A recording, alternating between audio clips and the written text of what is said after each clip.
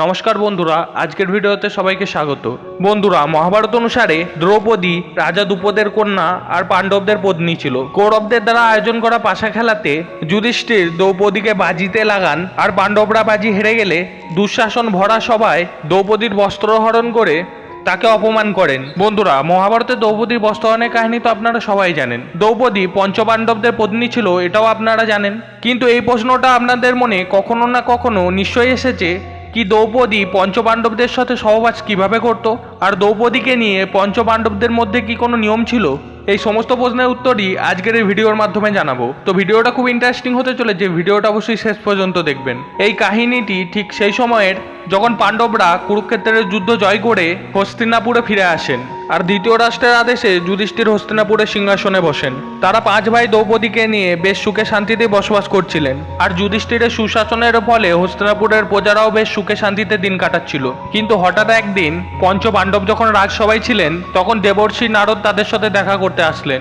দেবর্ষি নারদকে রাজসভায় দেখে পঞ্চপাণ্ডব তাদের সিংহাসন থেকে উঠে দাঁড়িয়ে নারদ মুনিকে প্রণাম জানান। ধর্মরাজ যুধিষ্ঠির তার সিংহাসনে নারদ মুনিকে বসার জন্য বলেন। তখন নারদ মুনি গিয়ে যুধিষ্ঠিরের সিংহাসনে বসলেন। পঞ্চপাণ্ডবের এইরূপ ব্যবহার দেখে তিনি মনে মনে খুবই প্রসন্ন হলেন। আর ঠিক তখনই নারদ মুনির আসার খবর শুনে দ্রৌপদী রাজসভায় আসলেন। তিনি নারদ মুনির কাছ থেকে আশীর্বাদ নিয়ে রাজসভা থেকে চলে গেলেন। দ্রৌপদী রাজসভা থেকে চলে যাওয়ার পর নারদ মুনি চিন্তিত হয়ে পঞ্চপাণ্ডবকে বলেন, দ্রৌপদী তোমাদের পাঁচ ভাইয়ের পত্নী, তাই তোমাদের দ্রৌপদীকে নিয়ে পাঁচ ভাইয়ের মধ্যে এমন নিয়ম বানিয়ে নেওয়া উচিত যাতে ভবিষ্যতে তোমাদের পাঁচ ভাইয়ের মধ্যে কোনো অশান্তির সৃষ্টি না হয়, কারণ স্ত্রীদের কারণে হওয়া ঝগড়া অনেকবার ভাইদের মৃত্যুর কারণও হয়ে যায়। নারদ মুনির কথা শুনে পঞ্চপাণ্ডব অবাক হয়ে গেলেন। তারা একে অপরের মুখের দিকে তাকাতাকি করতে লাগলেন। এমন সময় ধর্মরাজ যুধিষ্ঠির নারদ মুনিকে বললেন, মুনিবর, আমাদের পাঁচ ভাইয়ের মধ্যে দ্রৌপদীকে নিয়ে কখনো কোনো অশান্তি হয়নি, আর আমি এ ব্যাপারে নিশ্চিত পরবর্তীকালেও আমাদের মধ্যে দ্রৌপদীকে নিয়ে কোনো অশান্তি হবে না, তাই আমাদের মধ্যে কোনো নিয়মের প্রয়োজন নেই।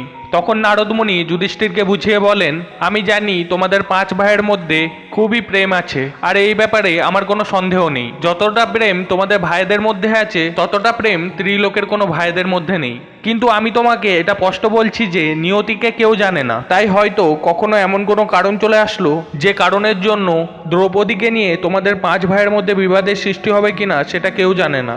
নারদ মুনি এরপর পঞ্চপাণ্ডবকে বললেন, আমি তোমাদের একটি সত্য কাহিনী শোনাচ্ছি। এই কাহিনীটা শোনার পর তোমরা এটা নিশ্চিত করে নেবে কি তোমাদের কোনো নিয়মের প্রয়োজন আছে কি নেই। বন্ধুরা, দেবর্ষি নারদ এবার পঞ্চপাণ্ডবদেরকে সুন্ধ আর উপসুন্ধের কাহিনী শোনাতে লাগলো। বন্ধুরা, আমি আপনাদের বলে দিই, নারদ মুনি যে সুন্ধ আর উপসুন্ধের গল্প পঞ্চপাণ্ডবদের শুনিয়েছিল তার বর্ণনা মহাভারতের আদি পর্বে বীরদাগমন রাজা বল্লভ পর্বে বলা হয়েছে, যার মোতাবিক প্রাচীনকালে সুন্ধ আর উপসুন্ধ নামের দুই অসুর ভাই ছিলেন। তাদের দুজনের মধ্যে খুবই প্রেম ছিল। তারা সব সময় একমত থাকতো। তাদের দেখে এটা মনে হতো তারা একে অপরকে ছাড়া পূর্ণ না।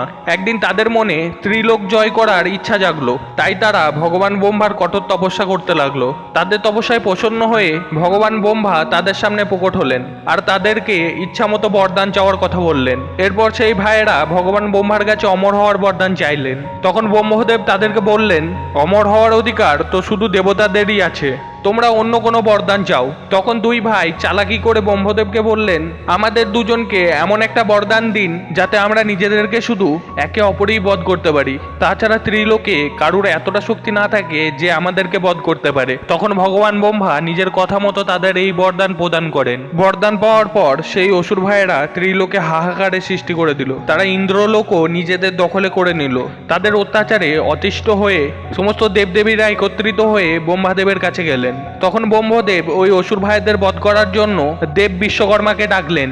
বিশ্বকর্মা আসার পরে ব্রহ্মদেব বিশ্বকর্মাকে বললেন এমন এক স্ত্রী নির্মাণ করার জন্য যাকে দেখে সমস্ত প্রাণীরা মোহিত হয়ে যায়। তখন দেব বিশ্বকর্মা ব্রহ্মদেবের কথার মতো এক দিব্য সুন্দরী স্ত্রীর নির্মাণ করলেন। সেই স্ত্রীর প্রতিটা অঙ্গ সোনার মতো উজ্জ্বল ছিল।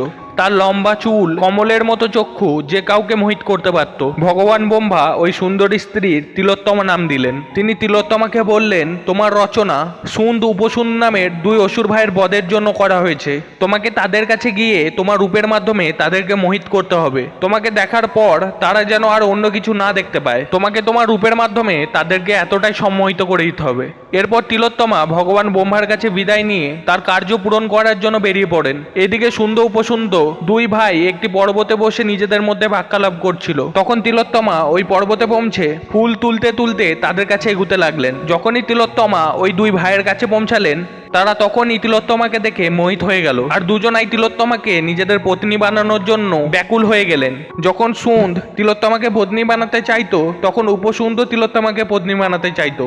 তাই তিলোত্তমাকে পাওয়ার জন্য দুই ভাইয়ের মধ্যে ঝগড়া করতে লাগলো। ধীরে ধীরে তাদের ঝগড়া লড়াইয়ে পরিবর্তিত হয়ে গেল। দুজনাই দুজনকে অস্ত্র দিয়ে প্রহার করতে লাগলো আর সবশেষে দুজনকে এক স্ত্রীর কারণে মেরে ফেললেন। নারদমুনি এরপর পাণ্ডবদেরকে বললেন, এইভাবে এক স্ত্রী দুই ভাইয়ের বিরুদ্ধে লড়াই লাগিয়ে মেরে ফেলেছিল। নারদমুনি যুধিষ্ঠিরকে বললেন, প্রিয় যুধিষ্ঠির, আপনারা 5 ভাই আছেন আর রানী দ্রৌপদী আপনাদের 5 ভাইয়েরই পত্নী। এমন অবস্থায় এক স্ত্রী আপনাদের 5 ভাইয়ের মধ্যে যুদ্ধের সৃষ্টি করতে পারে। তাই আমি আপনাদের এটাই যুক্তি দেবো কি আপনারা রানী দ্রৌপদীর সাথে থাকার নিয়ম বানান, যে এই নিয়ম উল্লঙ্ঘন করবে তাকে 12 বছর বনবাস দণ্ড হিসাবে দেওয়া হবে। তাহলে আপনাদের মধ্যে লড়াই সৃষ্টি কখনোই হবে না। বন্ধুরা, এই কথা বলার পর নারদমুনি সেখান থেকে চলে গেলেন। নারদমুনি যাওয়ার পর পঞ্চপাণ্ডব তার কথা মতো দ্রৌপদীর সাথে থাকার নিয়ম বানালেন। দ্রৌপদীর সাথে কেমন করে থাকতে হবে তার নিয়ম ধর্মরাজ যুধিষ্ঠির বানান। তার মতে দ্রৌপদী প্রতি বছর কোনো এক পাণ্ডবের সাথে থাকবেন ও সহবাস করবেন। অর্থাৎ দ্রৌপদী কোনো এক বছর কোনো এক পাণ্ডবের স্ত্রী হয়ে থাকবেন, আর সাথে দ্রৌপদী যখন কোনো এক পাণ্ডবের সাথে একান্তে ঘরে সময় কাটাবেন, সেই সময় তাদের ঘরে অন্য কোনো পাণ্ডব প্রবেশ করবে না। যদি কোনো পাণ্ডব ভুল করেও এই নিয়ম ভঙ্গ করে, তাকে সাজা স্বরূপ 12 বছর বনবাসে যেতে হবে আর তাকে 12 বছর পর্যন্ত কঠোর ব্রহ্মচর্যের পালন করতে হবে। বন্ধুরা, নিয়তির খেলা অন্য কিছুই ছিল। একদিন অর্জুন না চেয়েও যুধিষ্ঠিরের দ্বারা বানানো এই নিয়ম ভঙ্গ করে দেন। একদিন ডাকাতেরা এক ব্রাহ্মণের গাইকে ডাকাতি করেন আর সেই গাইটিকে নিয়ে পালিয়ে যেতে লাগলেন। আর সেই ব্রাহ্মণ দুঃখী হয়ে পাণ্ডবদের মহলের দিকে ছুটে আসতে লাগলেন। সেই সময় মহলের বাইরে অর্জুন ছিলেন। অর্জুনকে দেখে ব্রাহ্মণ কাঁদতে কাঁদতে বলেন, হে পাণ্ডব, তোমাদের রাজ্যে আমার গায়ের ডাকাতি হয়ে গেল।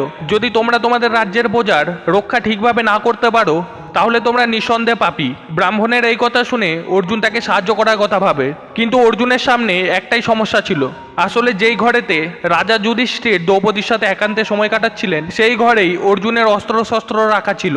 অর্জুন এখন ভাবতে লাগলেন কি সে যুধিষ্ঠিরের দ্বারা বানানো নিয়মের পালন করবে না সেই ব্রাহ্মণকে সাহায্য করবে। শেষে অর্জুন এটাই নির্ণয় করলো যে তার ব্রাহ্মণকে সাহায্য করা উচিত। তারপর সময় নষ্ট না করে অর্জুন দ্রৌপদী আর যুধিষ্ঠিরের ঘরে ঢুকে পড়লেন। তারপর যুধিষ্ঠিরের কাছে অনুমতি নিয়ে ধনুক উঠিয়ে ব্রাহ্মণকে সাহায্য করার জন্য চলে গেলেন। অর্জুন তার ধনুর্বাণের দ্বারা সেই ডাকাতদের বধ করলেন আর সেই গাই ব্রাহ্মণকে ফেরত দিলেন। ব্রাহ্মণ তাকে খুশি হয়ে অনেক অনেক আশীর্বাদ দিলেন আর তার গাই নিয়ে ফেরত চলে গেলেন। ব্রাহ্মণের যাওয়ার পর অর্জুন যুধিষ্ঠিরের কাছে গেলেন আর বললেন, আমি আপনার নিয়ম ভঙ্গ করেছি, তাই আমাকে বনবাসে যাওয়ার আজ্ঞা দিন।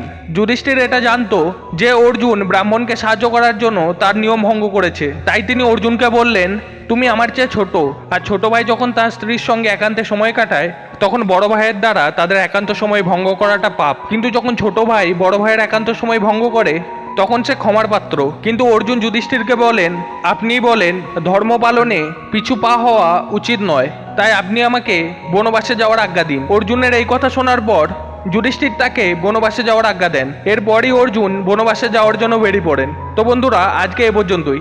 আজকের ভিডিওটা যদি আপনাদের ভালো লেগে থাকে, তাহলে ভিডিওটাকে একটা লাইক করে চ্যানেলটাকে অবশ্যই সাবস্ক্রাইব করে দেবেন। এতক্ষণ সাথে থাকার জন্য অনেক অনেক ধন্যবাদ। সবাই ভালো থাকবেন, সুস্থ থাকবেন। রাধে রাধে।